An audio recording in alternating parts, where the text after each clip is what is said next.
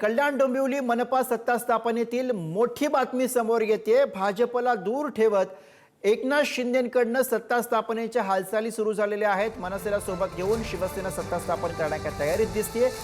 मनसेचे 5 आणि ठाकरेंच्या शिवसेनेचे 4 नगरसेवक एकत्र येणार का याभोवती मोठं प्रश्नचिन्ह आहे। शिवसेना 53, मनसे 5 आणि ठाकरे गटाचे 4 असे 62 नगरसेवक होत आहेत। कल्याण डोंबिवलीमध्ये बहुमतासाठी 62 जागा हव्या आहेत। शिवसेना मनसेचे नगरसेवक कोकण भवनामध्ये दाखल झालेले आहेत।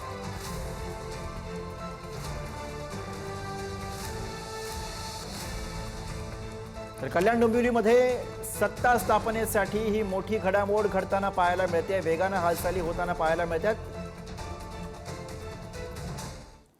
कल्याण डोंबिवली महापालिका सत्ता स्थापनेसाठी हालचालींना वेग आलेला आहे। राजू पाटील, नरेश मस्के, श्रीकांत शिंदे हे एकाच केबिनमध्ये आहेत। तिघेही एकाच केबिनमध्ये असल्याने चर्चांना उधाण आलेलं आहे। मनसेचे राजू पाटील हे शिंदेंच्या शिवसेनेच्या नेत्यांसोबत पाहायला मिळत आहे। संभ्रमात टाकणाऱ्या या सगळ्या घडामोडीत आणि याचविषयी आपण अधिक बोलूया। निकेश शार्दूल या क्षणाला आपल्या सोबत आहेत। निकेश, सगळ्यांना प्रश्न पडलेला या सगळ्या घडामोडी आणि हे सगळे फोटो जे समोर येतात ते बघून की नेमकं घडतंय काय, कारण या फोटोमध्ये आपण पाहतोय की राजू पाटील, नरेश मस्के आणि श्रीकांत शिंदे हे एकाच केबिनमध्ये दिसतायत। नेमकं काय चाललंय?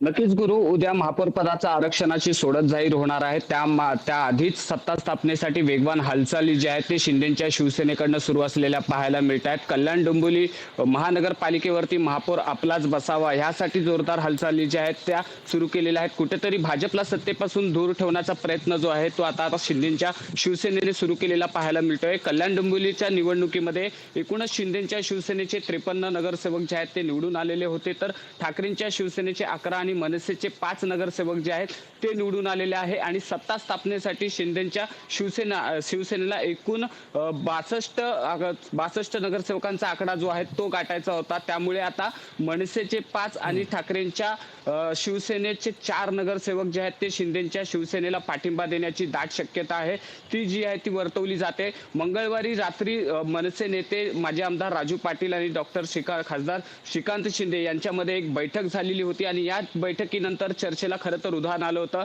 आणि आज जर आपण पाहिलं तर राजू पाटील, खासदार नरेश मस्के आणि डॉक्टर श्रीकांत शिंदे यांच्यामध्ये देखील कोकण भवन या ठिकाणी बैठक सुरू आहे। त्यामुळे आता कुठेतरी शिंदेच्या शिवसेनेला सत्ता स्थापनेचा मार्ग मोकळा झालाय का हे पाहणं महत्त्वाचं असणार आहे। तर भाजपला सत्तेपासून दूर ठेवण्यासाठी ज्या काही वेगवान हालचाली आपल्याला पाहायला मिळत आहेत, त्यामुळे दुपारनंतर हे जे काही चित्र आहे ते कल्याण डोंबिवलीचं तरी स्पष्ट होताना आपल्याला पाहायला मिळणार आहे। गुरु निकेश, या सगळ्या चर्चा करत असताना एक गोष्ट सुद्धा प्रामुख्याने इथे लक्षात घ्यावी लागेल, ती म्हणजे जे 4 कमी पडणारे नगरसेवक आहेत ते ठाकरेंच्या शिवसेनेतून आल्याचे कळते। तर त्या सगळ्या नगरसेवकांचा इथे रोल कसा असणार आहे, तिथे नेमका पेच कसा निर्माण होतो?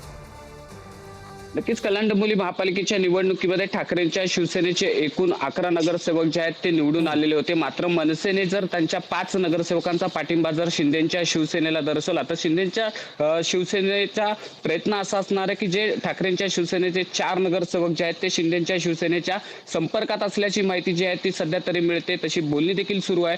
त्यामुळे आता हे 4ही नगरसेवक जे ठाकरेंच्या शिवसेनेतून निवडून आलेत ते शिंदेच्या शिवसेनेला पाठिंबा देण्याची दाट शक्यता आहे, ती देखील वर्तवली जाते। तसंच सूचक ट्विट देखील जे आहेत ते आता संजय राऊत यांनी केले, जे मशालेच्या चिन्हावरती निवडून आले, जे पक्षाचा आदेश मानणार नाही त्याच्यावरती कारवाई देखील केल्याचं ट्विट जे आहे ते संजय राऊत यांनी केलेलं आहे। त्यामुळे आता ठाकरेंच्या शिवसेनेच्या त्या 4 नगरसेवकाची नेमकी ठोस भूमिका काय असणार आहे हे महत्त्वाचं असणार आहे। अगदी आपण म्हणताय त्याप्रमाणे आता ठाकरेंच्या शिवसेनेचे जे 4 नगरसेवक आहेत त्यांची नेमकी भूमिका काय हे पाहणं महत्त्वाचं, आणि दुसरीकडे हे जे सत्ता समीकरण आहे ते कसं जुळून येणार हेही आपल्याला पाहावं लागेल। या क्षणाची मोठी घडामोड आहे। राजू पाटील त्याचबरोबर शिवसेनेचे नेते सुद्धा आपल्याला एकत्र पाहायला मिळत आहेत, त्यांच्यासोबत मनसेचे नगरसेवक सुद्धा आहेत। त्यामुळे या सगळ्या घडामोडी पाहता नेमका काय सत्तेचं समीकरण कल्याण डोंबिवलीमध्ये जुळणार याकडे आता लक्ष लागलेलं आहे।